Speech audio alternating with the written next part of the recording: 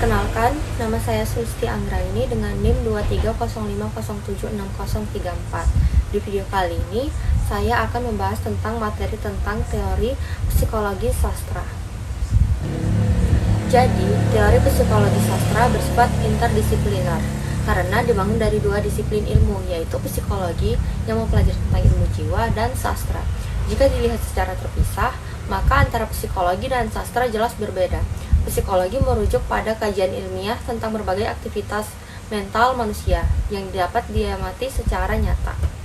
Sastrawan-sastrawan yang melakukan pendekatan terhadap teori sastra psikologi yaitu Sigmund Freud, Carl Jung, Jacques Lacan, Harold Bloom, Erich Fromm, Northrop Frye, dan Julia Kristeva.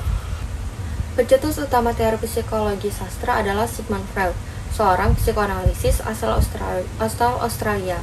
Freud mengembangkan teori psikoanalisis yang kemudian diadopsi dan diterapkan dalam studi sastra untuk menganalisis karakter, motif, dan tema dalam karya sastra.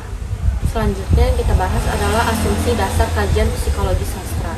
Karya sastra merupakan produk dari suatu keadaan kejiwaan dan pemikiran pengarang yang berada dalam situasi setengah sadar.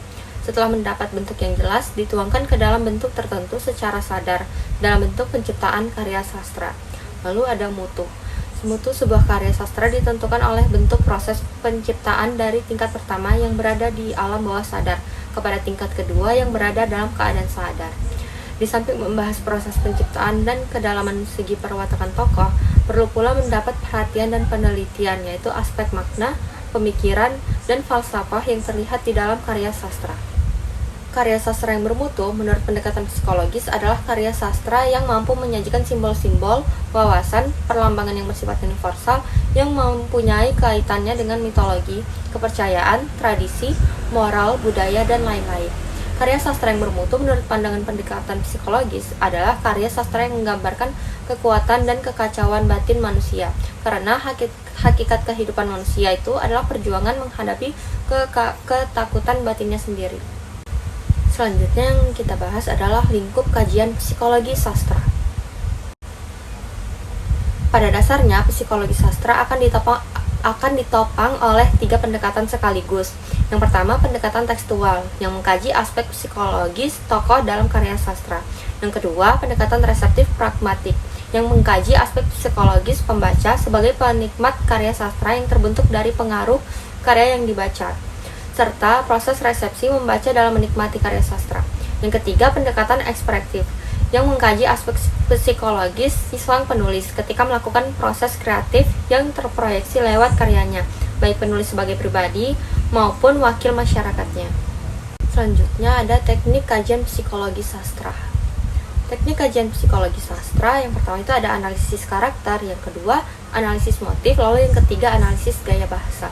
Analisis karakter itu seperti psikoanalisis dari kepribadian, perkembangan karakter. Lalu analisis motif seperti motif psikologis dan simbolisme. Lalu ada yang ketiga ada analisis gaya bahasa, yaitu bahasa figuratif dan nada dan suasana. Selanjutnya yang kita bahas adalah metode penelitian dalam psikologi sastra. Ada 4, yaitu metode kualitatif, metode kuantitatif, metode analisis isi, dan metode formal. Metode kualitatif memanfaatkan cara-cara penafsiran data alamiah yang ada. Lalu metode kuantitatif seperti survei dan analisis konten. Metode analisis isi seperti isi laten dan isi komunikasi. Lalu metode formal adalah analisis yang mempertimbangkan aspek-aspek formal, bentuk dan unsur karya sastra bertujuan untuk mempelajari sastra secara ilmiah dengan memberi perhatian pada sifat-sifat penulisan yang bersifat artistik adalah definisi dari metode formal. Jadi kesimpulannya, psikologi sastra adalah cabang ilmu yang menggabungkan psikologi dan sastra. Tujuannya adalah untuk memahami lebih dalam tentang karakter, motivasi, dan pengalaman manusia yang tergambar dalam karya sastra. Dengan kata lain, psikologi sastra mencoba membaca pikiran dan perasaan tokoh dalam sebuah cerita untuk memperoleh pemahaman yang lebih mendalam tentang manusia secara umum. Kehadiran psikologi sastra di tengah-tengah kita sebenarnya telah lama adanya. Hanya saja belum disambut dengan antusias. Meskipun agak sulit dipastikan, namun dapat diduga bahwa psikologi sastra sebenarnya bertujuan untuk melengkapi pemahaman mengenai sastra. Lebih dari itu, belakangan ini psikologi sastra tampak telah menjadi kebutuhan akademisi. Sekian materi tentang psikologi sastra dari saya, kurang lebihnya mohon dimaafkan.